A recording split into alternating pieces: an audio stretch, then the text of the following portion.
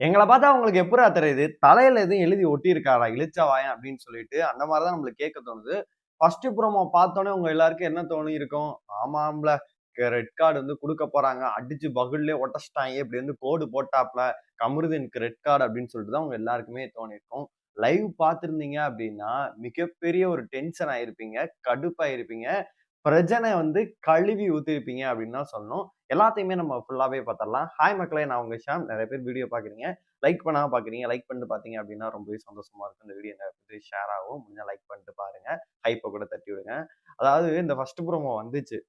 வரதுக்கு முன்னாடியே நான் லைவ் பார்த்துட்டு இருந்தேன். சரி ஃபர்ஸ்ட் ப்ரோமோ என்ன விடுறாங்க அப்படின்னு சொல்லிட்டு சும்மா போய் பார்த்தேன். பார்த்தா அதுல வந்து பிரவீனுக்கும் இப்ப இவருக்கும் பார்த்தீங்கன்னா, கம்ருதீனுக்கும் சண்டை வருது.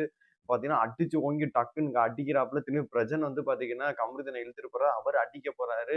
இங்கிட்டு சாண்ட்ரா வந்து அழுவுறாங்க. வீட்டுக்குள்ள நீ ஏன் இப்படி பண்றேன்னு சொல்லிட்டு சாண்ட்ரா வீட்டுக்குள்ளேயே ஒரு கலவரமா இருக்கு. சப்போஸ் வந்து நம்ம லைவ் பார்க்காம அப்படி போய் ப்ரோமோ மட்டும் பார்த்தா, என்னடா இவ்ளோ கலவரமா இருக்கு. பிரஜனும் களத்துல இறங்கிட்டார் போல இருக்கு.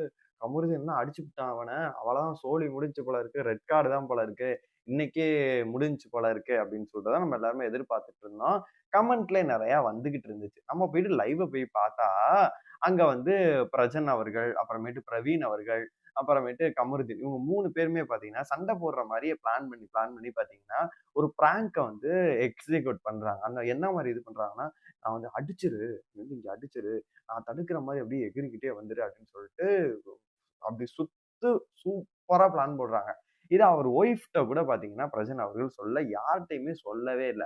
அ சபரிட்டயும், சாண்ட்ராட்டயும் வந்து இவனுங்க என்ன அடிச்சு இது பண்ணுவானுங்கன்னு சொல்லிட்டு ஒரு இத குடுத்துர்றாரு.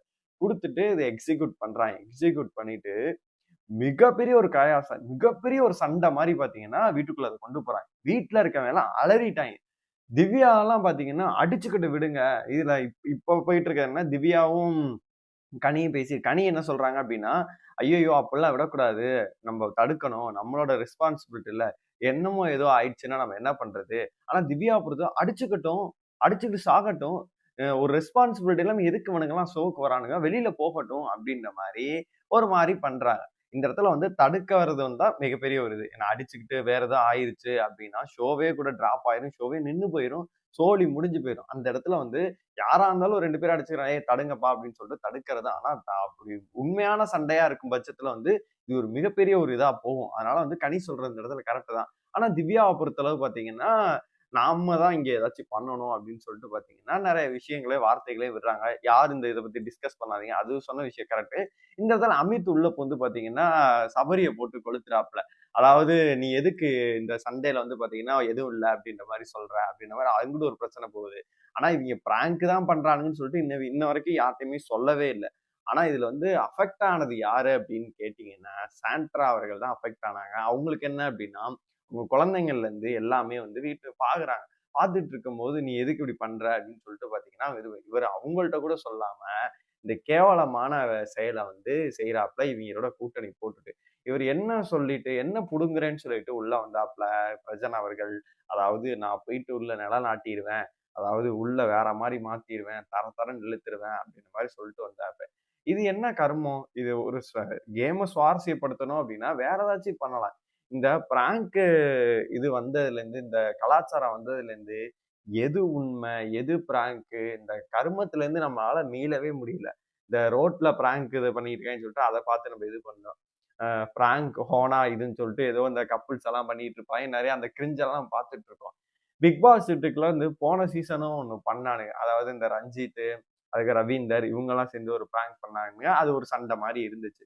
அதுவும் பார்க்க காமெடியா தான் இருந்துச்சு. இது வந்து இந்த சண்டையா அது பார்க்கும்போது நல்லா இருந்துச்சு. நல்லா எக்ஸிக்யூட் பண்ணியிருக்காய்ங்க. இந்த கேவலமான செயல் வந்து எதுக்கு அப்படின்னு சொல்லிட்டு எனக்கு கமருதீன விட்டு தள்ளுங்க, பிரவீன விட்டு தள்ளுங்க. அவிங்க அப்படிதான் இவ்வளவு நாள் வந்து கன்டென்ட்காண்டி ஏதேதோ பண்ணிட்டு இருக்காங்கன்னு கமருதீன் பண்ணிட்டு இருக்காருன்னு ரஜன் உங்களுக்கு நீங்க வந்து விஜய் சேதுபதி வந்து பாத்தீங்கன்னா, இவரோட சைடு ஆர்டிஸ்ட்டா நடிச்சிருக்காரு அப்படின்ற மாரி நியூஸ்லாம் வருது. அப்படி இருக்கும்போது அவரு எங்க வளர்ந்துட்டாரு. நீங்க சீரியல் நடிச்சிட்டு இருந்தீங்க. இப்ப ஆளு எங்க இருக்காருன்னே தெரியவே இல்ல. அப்படி இருக்கும்போது, உங்களோட அடுத்த கட்டத்துக்கு கொண்டு போணும் அப்படின்னா, அதுக்கு ஏதாச்சும் நீங்க பண்ணணும். இந்த கேவலமான செயல் இவிங்களோட எச்ச வேலைகள் சேர்ந்து பண்ணாங்க அப்படின்னா, கண்டிப்பா அவரே சொல்றாரு. வெளியில போய் ஓட்டுலாம் போடுவாங்களான்னு சொல்லிட்டு. கண்டிப்பா இந்த மாரி போயிட்டு இருந்துச்சு அப்படின்னா, நம்மளுக்கு கடுப்பு தான் வரும். அது மட்டும் இல்லாம பார்த்தீங்கன்னா, இந்த சீசனோட பெஸ்ட் டாஸ்க்கா வந்து பார்த்தீங்கன்னா, ஒரு டாஸ்க் வந்து நடக்க போகுது. அது என்ன டாஸ்க் அப்படின்னு கேட்டீங்கன்னா, ஹோட்டல் டாஸ்க். அதுல எவ்வளோ சண்டை வரும்ன்னு சொல்லிட்டு உங்களுக்கு நல்லாவே தெரியும். போன சீசன்ல வந்து முத்துக்குமாருக்கும், ஆனந்தி அவர்களுக்கும் சண்டை வந்துச்சு. இந்த மாரி எல்லா சீசன்லயும் வந்து பார்த்தீங்கன்னா, இப்ப தீபக் அவர்களுக்கும் இதுக்கும் சண்டை வந்துச்சு. அந்த மாரி இந்த ஹோட்டல் டாஸ்க்னாவே பார்த்தீங்கன்னா, ஒரு சில பேர் சர்வரா இருப்பாங்க. ஒரு சில பேர் வந்து பார்த்தீங்கன்னா, அந்த ஹோட்டல் மேனேஜ்மென்ட் இதெல்லாம் பண்ணுவாங்க. அதனால வந்து கண்டிப்பா வந்து சண்டை வரும். இந்த சீசன் புதுமையா ஒரு விஷயத்த பிளான் பண்ணியிருக்காங்க. அது என்ன அப்படின்னு கேட்டீங்கன்னா, மலையாளம் பிக் பாஸ்ல வந்து பார்த்தீங்கன்னா, கண்டஸ்டன்ட் எல்லாமே வந்து சர்வரா இருக்கணும். எக்ஸ் கண்டஸ்டன்ட் வந்து பார்த்தீங்கன்னா, கெஸ்ட்டா வருவாங்க. அப்படின்ற மாரி சொல்லியிருந்தாங்க. அது வேற லெவல்ல போச்சு. பீக்ல அடிச்சுச்சு. அதே ஒரு விஷயத்த வந்து தமிழ் சீசன்லயுமே பண்ண போறாங்க. இந்த வாரம் வந்து ஹோட்டல் டாஸ்க் வந்து ஆல்மோஸ்ட் இப்ப செட்டப் ரெடி பண்ணிட்டு இருக்காங்க. அதனால பிக் பாஸ் ஒரு அறிவிப்பு குடுத்து, எல்லாரும் வந்து கார்டன் ஏரியா வராதீங்க. பெட்ரூம்லயே இருங்க. கதவுகள் மூடப்படும்னு சொல்லியிருக்காரு. அதனால இந்த வாரம் டாஸ்க் வந்து ஹோட்டல் டாஸ்க் தான் நடக்க போகுது. அதுல வந்து யாரெல்லாம் வரப்போறாங்க அப்படின்னு கேட்டீங்கன்னா, இப்ப கிடைச்ச தகவல் படி மஞ்சரி, தீபக், அப்புறமேட்டு பிரியங்கா இவங்க 3 பேர் வராங்க அப்படின்னு நியூஸ்மே வந்திருக்கு. இன்னும் வேற யார் யாரெல்லாம் வரப்போறாங்க அப்படின்னு சொல்லிட்டு வெயிட் பண்ணி பார்க்கலாம். உங்கள பொறுத்தவரைக்கும் உங்களோட கருத்துக்கள் எல்லாத்தையுமே கமெண்ட் பாக்ஸ்ல சொல்லுங்க.